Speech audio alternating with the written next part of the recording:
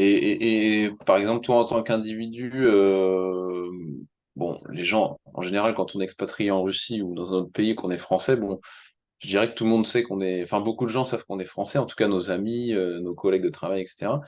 Et je pense que pour toi, ta relation n'a pas changé avec les gens. Enfin, tu représentes pas, j'imagine, dans la rue, tu ne représentes pas, je sais pas, l'Union européenne ou la France, etc.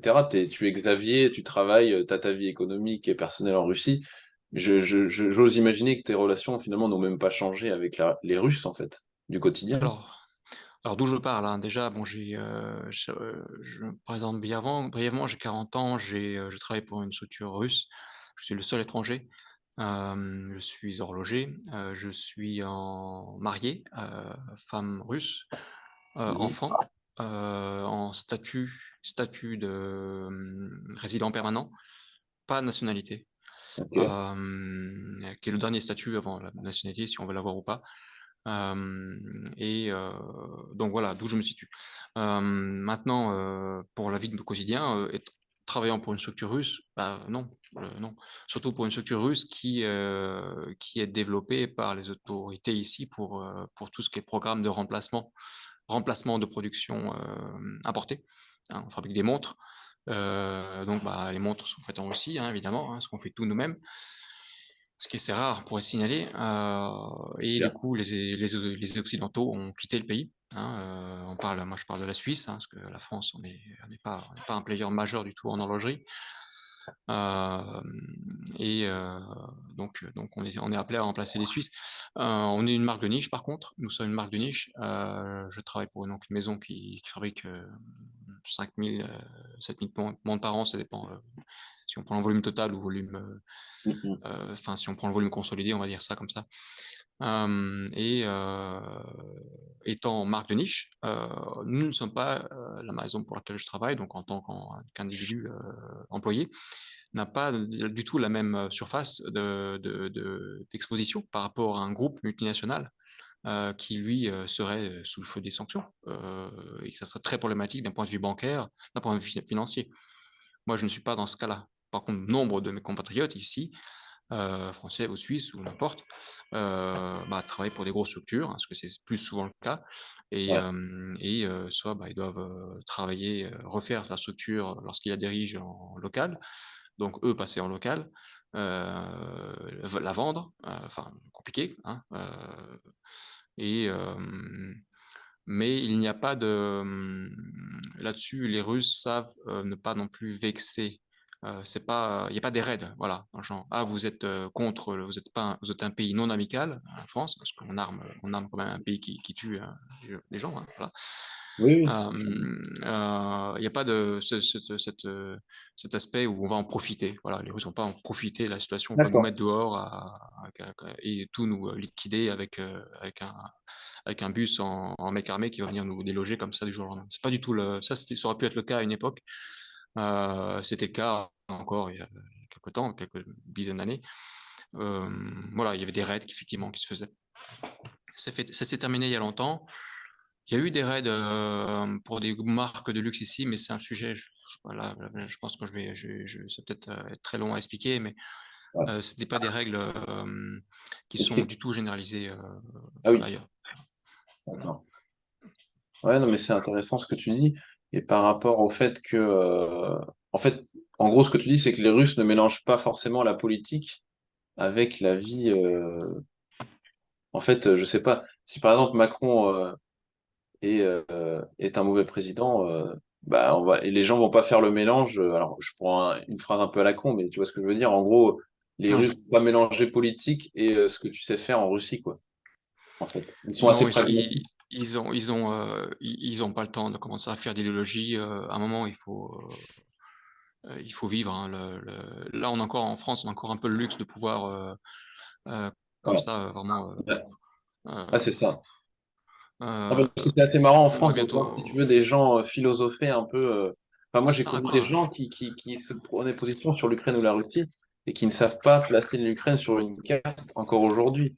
Et si Mais tu veux, oui. quand je vois des gens comme ça qui sont là, oh les méchants Russes, ou si tu veux, enfin, je pense même pas que c'est une situation qui peut exister en Russie. D'ailleurs, les Russes savent placer la France sur une carte, eux, ce qui est quand même une différence déjà. Ouais, notoire. ça, hein, si on parle du niveau scolaire, c'est encore un autre sujet, hein. Euh, ouais, et puis à la fin, non, les Russes, pardon, par exemple, vous connaissez une superstar, voilà, vous connaissez une superstar, elle est connue, elle est sur les plateaux, elle est je ne sais où, vous l'aimez ou pas, elle est connue. Vous dites ça aux Russes, mais le Russe va dire, ok, mais ça t'apporte quoi concrètement? Ça t'apporte un piston quelque part? T'as un contrat? Non, non, bah, dans ce cas-là, la ferme, quoi. On n'a rien à foutre, on n'a rien à cirer, quoi. Euh, Ouais, c'est Ça, c'est moins, un peu plus. Après, c'est vrai qu'à Moscou, libéraux, Saint-Pétersbourg, moins le cas, hein. Il y a un peu plus quand même de démonstrations. Même beaucoup à Moscou, voilà. Euh, ouais. mais, euh, mais sinon, les gens, enfin, bon, euh, ils sont démonstratifs, par contre, certes, mais de là à commencer à avoir des jugements de valeur, oula, ça c'est français, ça. Malheureusement, Ouais, c'est une c'est réputation. resté. C'est resté Ouais. chez nous parce qu'on a un passif aussi qui le permet. Voilà. Mm. D'avoir, d'avoir un avis sur tout. Ouais, non, c'est intéressant. Et est-ce que tu as des personnes que tu connais, toi, personnellement, bah, du coup, des Russes qui ont dû quitter la Russie, et s'ils l'ont quitté, pourquoi ils l'auraient quitté? Tu connais peut-être des gens personnellement qui ont quitté le pays récemment, après ces sanctions, quoi. Oui, oui, j'en connais, hein, que ce soit des Français ou des Russes ou des Français binationaux typiquement. Après, c'est une question personnelle, hein, la raison de quitter là, actuellement, surtout après le 24 février, il y a des raisons, ils ont leur raison en tout cas, de pas vouloir y aller, quoi. Enfin, en tout cas, de pas vouloir être mobilisé. D'accord. Parce que bah, l'armée a une réputation assez mauvaise. Ouais. On n'en est plus à l'époque de la chair à canon, mais disons qu'ils prennent pas Ouais. soin des gars. Clairement, voilà, des choses quand même qui sont exposées, c'est du factuel. Euh, mais euh, mais c'est un peu exagéré aussi. Clairement. Disons que c'est une structure à part et c'est vrai qu'il y a des compromis à faire pour quelqu'un qu'une classe libérale moyenne supérieure moscovite. Bah, ces gens, ils ont les moyens, donc ils partent, ils ont le choix. Mais c'est loin d'être le cas pour tout le monde. Donc, ils ont connu ce confort de vie hein, qui était existant hein, il y a 20 ans. Ça faut remettre les choses en perspective. Hein. La génération Poutine, les gens qui ont déjà 20 ans, ils n'ont pas connu, ou alors finalement, ils ne s'en souviennent plus de ce que c'était les années 90. Hein. Chaos social, bref. Et donc, pour eux, c'est leur rappeler comme ça à défendre le pays dans des conditions dures, incertaines, avec des gens de province. Non, bah non, non, la petite classe moscovite, elle va se barrer de suite, évidemment. Hein, Ouais. ils veulent leurs vacances au Monténégro, ils veulent leurs vacances. Non, bah non, c'est pas. C'est évident, ils vont partir, quoi. Ils sont partis. Ouais, non, c'est clair. Bah, je te dis ça parce que c'est vrai que j'ai vu un petit peu j'ai analysé un peu les spots russes, on va dire. Donc là, je vais pas parler de spots de vacances, mais plutôt de spots de fuite.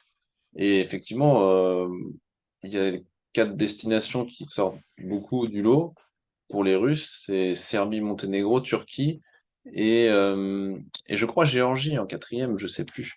Euh, Ouais. et La Géorgie pour ceux qui ont un peu d'argent et l'Ouzbékistan, le Tadjikistan pour ceux qui en ont un peu moins. Voilà. ouais. Ouais. Donc, mais Ouais, c'est vrai que si tu veux, nous, ça a eu des impacts.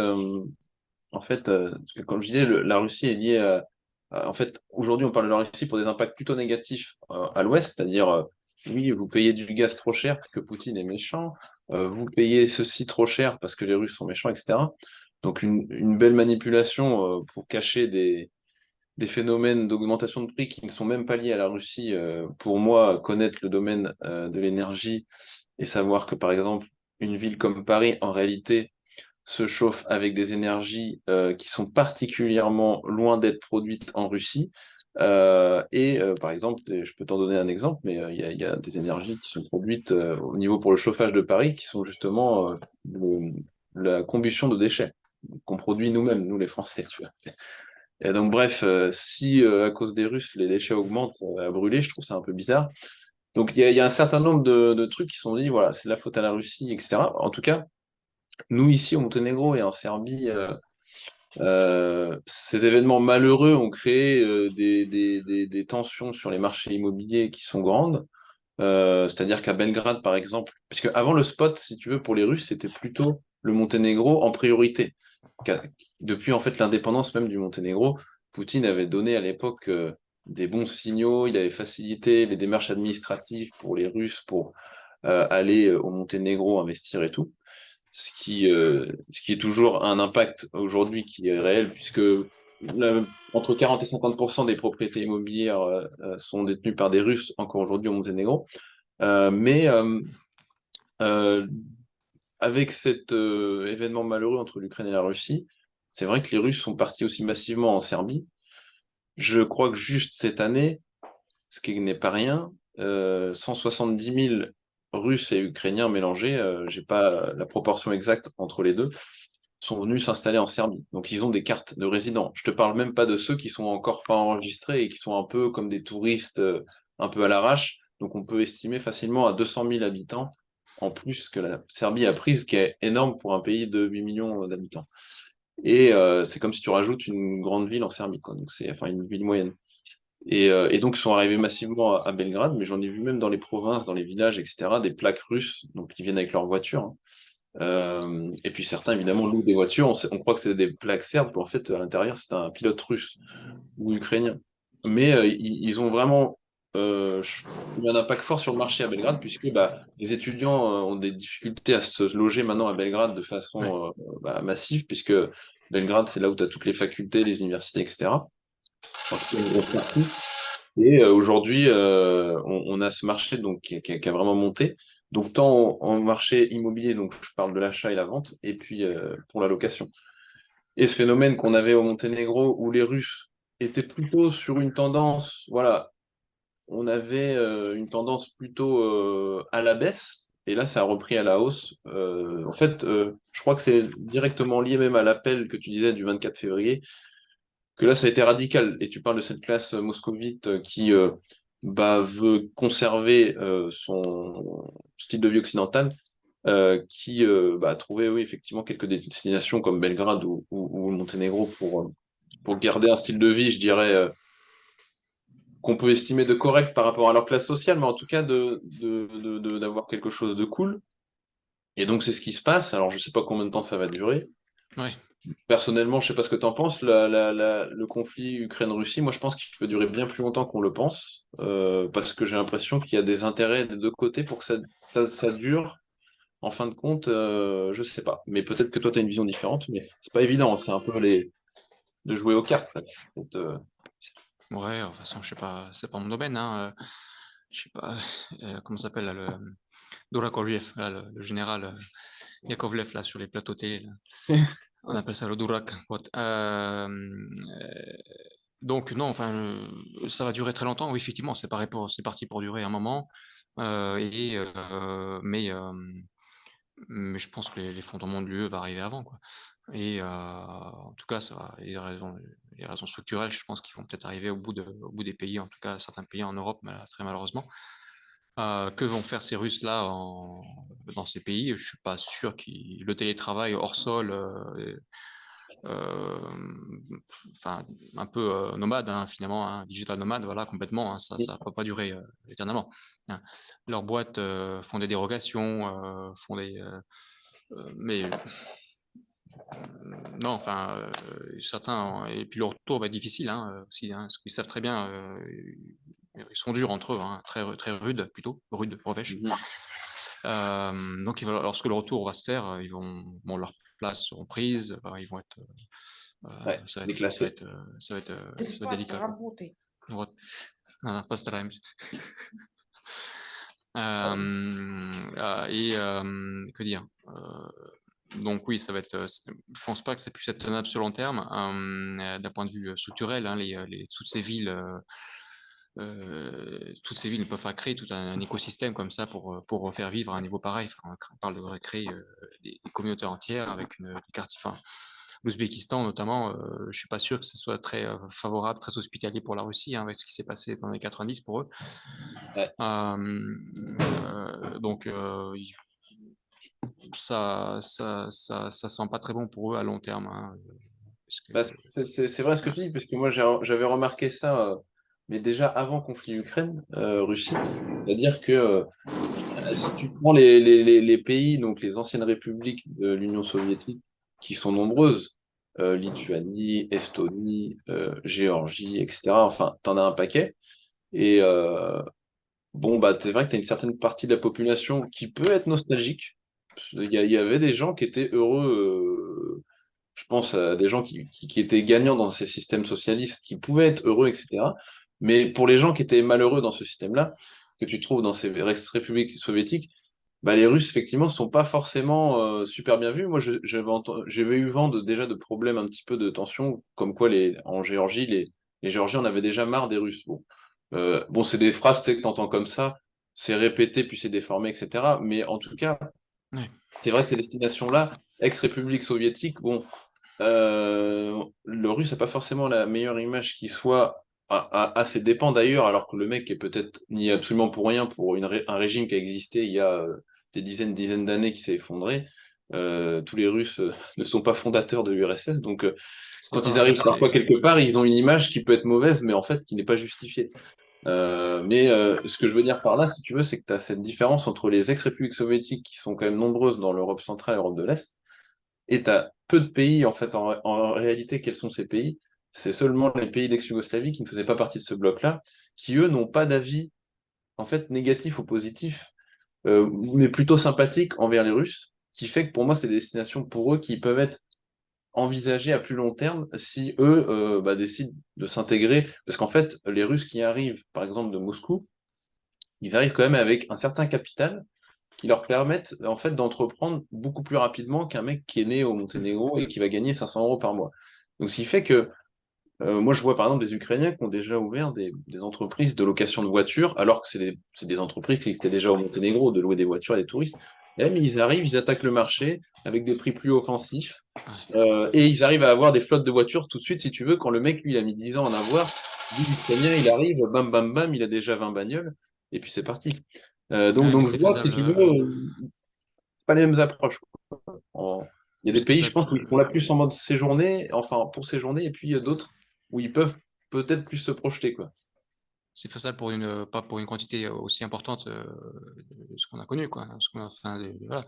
Et, et puis enfin, voilà, vu les masses de problèmes qui vont arriver en Europe, finalement, puis le niveau de vie qui va se dégrader quand même aussi, hein. Finalement, la fameuse soi-disant répression politique, ou en tout cas le peur d'être envoyé au front, Mm. va peut-être s'estomper, quoi. En tout cas, ils vont faire le pour et le contre et revenir, quoi. Ça, hmm. Enfin, d'ailleurs, je parlais de l'effondrement, peut-être un peu dur, hein. Disons que c'est une transformation qu'on vit, hein. Voilà, on va parler, faut pas mettre les noms qu'on veut là-dessus, hein. Mais cette transformation va quand même sérieusement entamer le niveau de vie, hein, le contrôle social, plus ou moins. Enfin bref, quand même des Mm, choses que certains, soi-disant, disent être victimes en Russie, mais là, on va pour de vrai en Europe, quoi. Et à voir, à voir. Les Ukrainiens, c'est clair que malheureusement, c'est un pays c'est un fail state, hein, vraiment. Là, on est vraiment sur un pays qui est en mm. pleine découpage. Euh, ouais. Mais pour la Russie, par contre, non, du tout, quoi. Ça sera pas fabuleux, hein, le niveau de vie en Russie, non, ça n'a jamais été le cas. Enfin, fabuleux par rapport à nos standards à nous, hein, en termes de Oui, oui. consommation. Mais en termes de structure, peut-être plus solide, effectivement, par les temps qui courent, c'est peut-être ça qui compte, finalement. Ouais, non, mais c'est sûr, c'est Ouais, sûr. Après, de toute façon, comme tu dis, et, de toute façon, c'est toujours une histoire de point de vue. Je pense pour ouais, certaines personnes, ça va être effectivement une transformation, l'époque qu'on va vivre. Mais pour certaines personnes, ça va être un effondrement, puisqu'en fait, je pense qu'il y a des personnes qui sont pas, qui pensent que le passe carbone, ça va rester qu'une histoire sur Facebook. Enfin, je sais pas. Moi, je suis pas convaincu de tout ça. Je pense qu'il y aura des restrictions qui vont être ouais. durables sur les citoyens de base. Et en fait, les petits voyages comme ça, avec un billet à 500 balles pour aller à Johannesburg en Afrique du Sud, alors que les mecs partent même pas en vacances dans leur région en France, bah, ils vont vite redécouvrir la France, certains, parce que, à mon avis, ça va être fini tout ça, ces grands trajets avec les fameux passes carbone. Même Et ça, pour c'est les, juste un exemple, mais même pour se je vois déplacer en qu'en voiture, ça Chine, va être compliqué. bah, sans voiture, c'est compliqué. Bah, Même en voiture, apparemment, ça va être. l'électrique serait la solution magique, hein, apparemment. C'est la Oui, oui. solution magique. c'est Peut-être ça. que c'est Nikola Tesla qui va envoyer tout ça gratuitement, je sais pas. Ouais, Comme- on va trouver une arme magique là, comme les Allemands à une époque. C'est ça, ouais. On peut toujours attendre. Non, enfin, de toute façon, il faut cacher, il faut masquer cet effondrement au niveau de vie, hein. On met un pass ici, un pass là, et puis Ouais, c'est ça. voilà. Enfin, ouais. Après, je pense que les Ukrainiens sont là pour un moment, ouais, parce que Ça leur n'existe État est plus, en ça. train de, voilà, est en train d'être découpé, quoi, hein, entre. Ah ouais. Donc, mais après, d'un point de vue business, hein, s'installer en Russie, je pense que c'est clairement le moment pour des petites structures. Encore une fois, j'ai fait l'allusion tout à l'heure, je ne sais pas si c'est en train d'être enregistré, mais je ne sais plus. Mais c'est l'ère des grosses structures, en tout cas financières, industrielles en Russie et Ouais. européennes, occidentales, et compliquées, se transforment, voilà. Euh, Avec perte et fracas, mais sans raid non plus. Hein, les gens c'est fait de manière juridique propre, mais sauf exception, dans le luxe notamment, Ouais. c'est un peu mal passé, parce que certains finalement achetaient des objets de luxe, ils voulaient les revendre, ils voulaient juste le cash qu'ils pouvaient pas prendre dans la poche, ils achetaient des biens de luxe les plus possibles, sacs de sport et hop, frontière. Hein, donc les autorités ont vu ça, ils ont fait des raids et voilà. Hmm. En gros, hein, en gros. Oui, oui, mais c'est intéressant de Ouais. savoir. Et, mais sinon, pour les petites structures, des petits entrepreneurs indépendants qui ont des vrais projets, services, industriels surtout. Surtout, hein, c'est un pays qui s'industrialise encore beaucoup. Des niches, l'aérospatiale, je sais pas, l'automobile.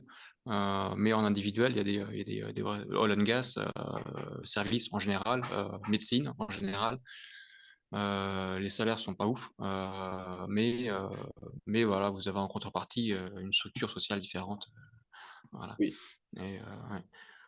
Mais là, il y a clairement des choses à faire, quoi. Ouais, ouais.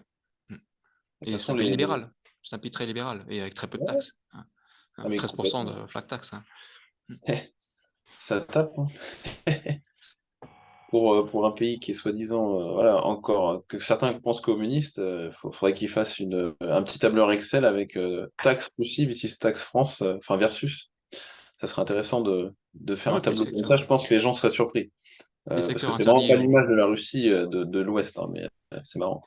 Les secteurs interdits aux étrangers sont pas si nombreux que ça et sont compréhensibles, hein. Voilà, finalement, on peut faire la liste, mais on voit de quoi on parle, hein. Il y a des villes interdites, il y a des zones interdites pour l'achat de biens immobiliers, qui sont les zones frontalières, les zones où il y a des choses, voilà, on fabrique des, bref, vous voyez bien quoi. Mm, mm. Ça, c'est forcément interdit aux étrangers, l'achat de biens immobiliers juste en voisinage. Mais c'est pas grave, la Russie, c'est un grand pays, quoi. Et là, actuellement, il y a des programmes fédéraux d'aide considérables pour notamment l'Extrême-Orient, hein, et puis pour la partie de la nouvelle Russie, qui restera russe, hein, tout ce qui est à l'est du Dniepr, hein, ça restera russe. Donc il y a des gros programmes d'aide fédéraux, c'est encore un peu fermé aux étrangers, un peu peut-être audacieux d'y aller actuellement. Mais Mariupol, par exemple, là, il y a peut-être clairement des choses à faire, quoi. C'est assez. Mais il faut être. Voilà, faut avoir le goût de l'aventure, quoi, effectivement. C'est pour commencer, peut-être pas quand même bien d'y aller. C'est peut-être pas la première destination pour Oui, entreprendre oui. en Russie, hein, j'entends bien. Hein, enfin bon, après, on pourra en parler, hein, de quels sont les prérequis nécessaires pour, en tout cas, vivement conseillé, surtout maintenant, pour aller s'établir en Russie. Il y en a quand même quelques-uns, quoi. Oui, clairement, clairement. Mais c'est sûr que peut-être le plus facile, c'est d'attaquer sur des grosses villes, on va dire, enfin, je sais pas, Moscou, Saint-Pétersbourg, où tu vas me dire peut-être pas tant que ça finalement, mais pour On un commence ici. occidental, le choc est, je pense, Ouais, ouais. moins violent. Violent, c'est pas le mot, mais je veux dire, en tout cas, il y a moins d'écart entre une vie, je sais pas, d'une grande ville française ou d'une ville moyenne, en allant vers ces villes-là. Je pense que Ouais, tu ouais. as plus de repères en arrivant, quoi. Ouais, le décalage est moins brutal. Non, il faut commencer par ça, hein. Il faut commencer déjà, si on connaît pas la langue, par ces villes-là. Bon, on pourra l'apprendre. Il y a plus de surface de contact avec l'Occident, historiquement parlant, donc on pourra on pourra mieux apprendre, voilà, les faits culturels et, et découvrir aussi que c'est un pays multiethnique, hein, aussi, hein. Donc, Mm. c'est pas pour ça qu'il y a une insécurité Bah, la permanente. différence Tout va en bien. Russie, c'est que le côté multiethnique, ou comme par chez nous dans les Balkans, c'est un côté multiethnique qui a des centaines d'années, et donc c'est des gens qui vivent en fait ensemble depuis des centaines d'années, qui Ouais, se connaissent. Alors que nous, le côté multiethnique, c'est depuis 5 mois. Donc c'est pas facile de faire connaissance comme ça. Donc forcément que ouais, c'est pas la même, on va dire, c'est pas la même. Bah, enfin, quand on dit multiethnique, par exemple en Russie ou au Monténégro ou en Serbie, c'est multiethnique, mais nous on parle la même langue tous. C'est des gens qui parlent le russe en Russie, qui sont intégrés puisqu'ils sont dans leur pays. C'est ça la différence avec le côté multiethnique en France, où tu as un problème d'intégration de personnes qui sont réellement déplacées d'un point A et, à un point B de plusieurs milliers de kilomètres. Et c'est ça que les Français ne veulent pas admettre eux-mêmes, c'est que quand tu déracines une fleur ou une plante quelque part et que tu la poses dans un endroit complètement différent, bah, elle va pas s'acclimater en 2 mois, hein. Donc après, c'est de savoir qui ouais, c'est qui a envie de faire des efforts pour l'acclimatation, qui c'est qui va faire les sacrifices, parce qu'en général, les gens, ils aiment bien dire faites-le, mais personne ne veut le faire. Et donc, je trouve que ce concept un